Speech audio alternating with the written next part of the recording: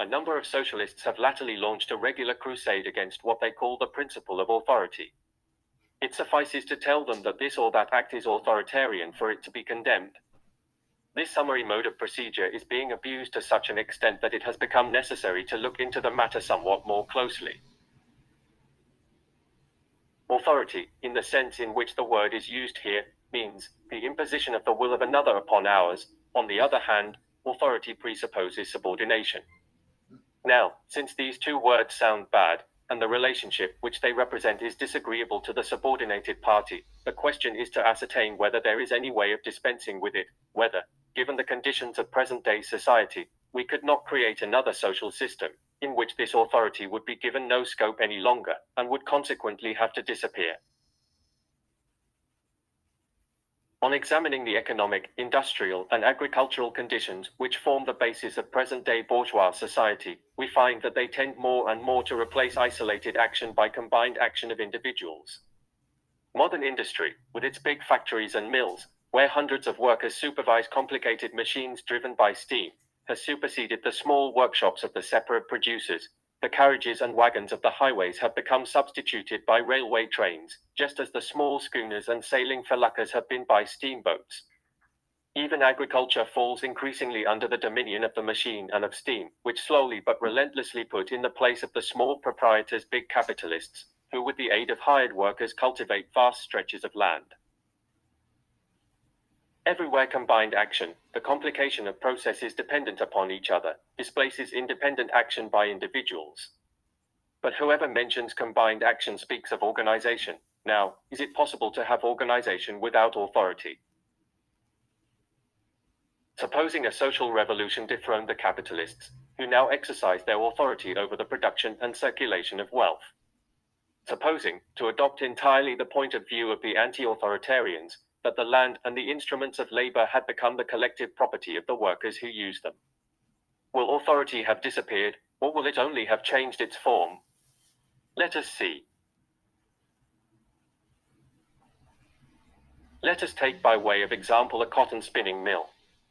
The cotton must pass through at least 6 successive operations before it is reduced to the state of thread, and these operations take place for the most part in different rooms. Furthermore, keeping the machines going requires an engineer to look after the steam engine, mechanics to make the current repairs, and many other laborers whose business it is to transfer the products from one room to another, and so forth.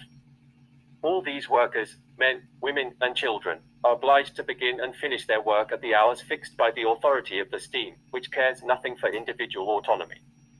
The workers must, therefore, first come to an understanding on the hours of work, and these hours, once they are fixed, must be observed by all, without any exception.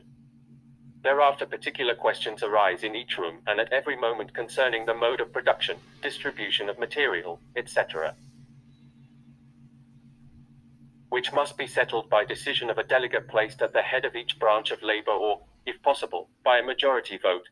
The will of the single individual will always have to subordinate itself, which means that questions are settled in an authoritarian way.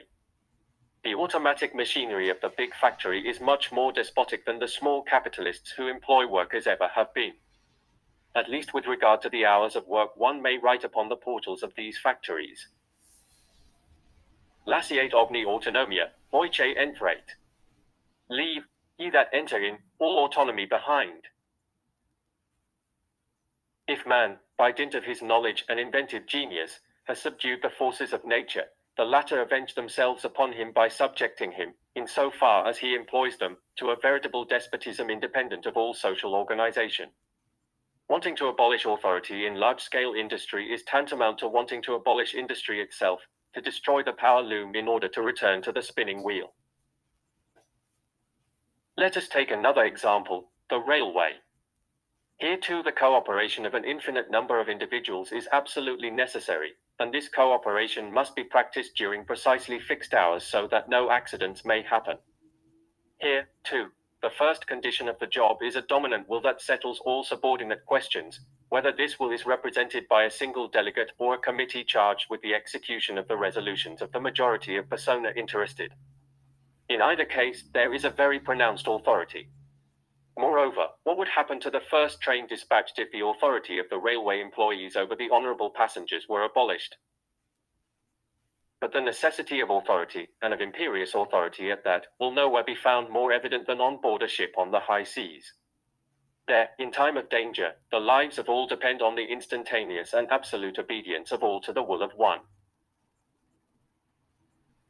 When I submitted arguments like these to the most rabid anti-authoritarians, the only answer they were able to give me was the following: yes, that's true, but there it is not the case of authority which we confer on our delegates, but of a commission entrusted. These gentlemen think that when they have changed the names of things, they have changed the things themselves. This is how these profound thinkers mock at the whole world.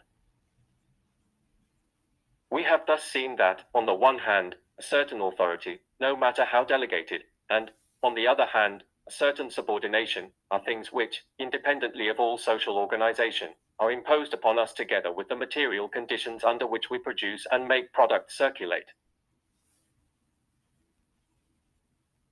We have seen, besides, that the material conditions of production and circulation inevitably develop with large-scale industry and large-scale agriculture, and increasingly tend to enlarge the scope of this authority. Hence it is absurd to speak of the principle of authority as being absolutely evil, and of the principle of autonomy as being absolutely good. Authority and autonomy are relative things whose spheres vary with the various phases of the development of society. If the autonomists confine themselves to saying that the social organization of the future would restrict authority solely to the limits within which the conditions of production render it inevitable, we could understand each other, but they are blind to all facts that make the thing necessary, and they passionately fight the world. Why do the anti-authoritarians not confine themselves to crying out against political authority, the state? All socialists are agreed that the political state, and with it political authority, will disappear as a result of the coming social revolution, that is, that public functions will lose their political character and will be transformed into the simple administrative functions of watching over the true interests of society. But the anti-authoritarians demand that the political state be abolished at one stroke, even before the social conditions that gave birth to it have been destroyed. They demand that the first act of the social revolution shall be the abolition of authority. Have these gentlemen ever seen a revolution? A revolution is certainly the most authoritarian thing there is. It is the act whereby one part of the population imposes its will upon the other part by means of rifles, bayonets, and cannon. Authoritarian means, if such there be at all, and if the victorious party does not want to have fought in vain, it must maintain this rule by means of the terror which its arms inspire in the reactionists. Would the Paris Commune have lasted a single day if it had not made use of this authority of the armed people against the bourgeois? Should we not, on the contrary, reproach it for not having used it freely enough?